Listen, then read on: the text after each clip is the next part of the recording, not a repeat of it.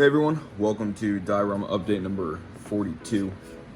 Today we got it's gonna be a short one today. I gotta get ready to go to work, but unfortunately I'm not gonna be live streaming today. I'm gonna be live streaming on June 5th at 2 p.m. Pacific Daylight Time. So I'm in California, 2 o'clock my time in the afternoon on June 5th.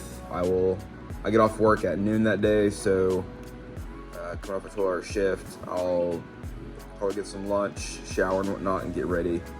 I'll only be live streaming for about an hour, maybe an hour and a half max, depending on if anyone comes in or not. The next we have, I'm gonna show off my new diorama stand, and then some of the dios I'm doing, like the AAV, Long Tom, Osprey, Ukraine dio. So let's go ahead and get right into it. All right, so this is my new diorama stand. One of my neighbors is moving out, so they're getting rid of a bunch of their furniture, and this is something that they just kind of threw to the curb. Had some really wheels on the bottom. I took those off. The top's a little bigger, so I put my old Vietnam dio on there. Below, I'm gonna eventually, when I get the Battle for Italy done, the next dio, I'm gonna put it on there, replace it with the France dio. Get the Tiger Tank 114, King Tiger 008, and the World War I battle down there. Really freed up space on the shelf, so I thought that was pretty nice. All right, so next is another AAV dio that I'm doing as a commission. This is the Dragon 1/72 scale AAV. This thing is beautiful. And then this is a old school kit, 1/72 scale M6 GMC gun truck. And I'm converting it to make it look like it was a civilian truck for a little while in the Middle East, and then got converted again to be a gun truck.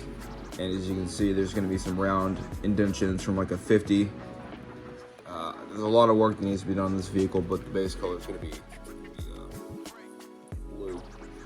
And then there's going to be this guy who is going to either be the gunner or the driver, and he's you sit up against a vehicle like that, like he's bleeding, like he got shot. Meanwhile, AAV's rolling down the road.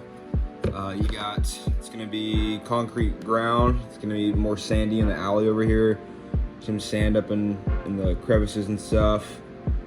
You might be able to see some brickwork. I might do a little more. I don't want to do too much because the part of the city I'm trying to replicate didn't have too much damage done to it. Then the back's just gonna be trash, sand, like little backyards. So that's the AAV I'm doing. The Long Tom. Pull this over here. The Long Tom, I redid the base and I'm redoing the whole dio. I'm doing it based off of an actual picture of the Long Tom. And this is it. It was that Battle of Manda Point. I'm trying to recreate this photo, smoke and all. So I had to adjust the length of the barrel using wooden dowel rods. I'll post pictures at the end. But yeah, and there's a V22 Osprey I'm working on. It's supposed to be landing. It's another commission. And then here's the Ukraine diorama. As you can see, the tank has come a long way. So give me just a moment and I'll show you guys. All right, so this is my T72s that I've got so far. I'm gonna post pictures at the end of this to kind of showcase the process that went into it. I got ERA bricks from one of the buddies from the podcast, Dennis. He has a shop he does. I'll link that down below as well. But basically, this thing is still a work in progress. Don't get me wrong, like the tracks aren't gonna be that rusty. I'm gonna tone them down a bit. Washers, pigments, things like that. And then the biggest thing, for me at least, is the chipping. I use this, where's that? It's a chipping medium stuff you put in your airbrush. You spray on, and you can see there all that chipping and stuff. It looks so good. And then I went back through during the podcast last night and added the rust on all the ERA bricks, like they've been sitting out in the sun. Because it's an old conscript tank, so lots of work left to do. Hell, I even used a couple ERA bricks for the viewports as well. But yeah, I'll post some more pictures of this at the end as well.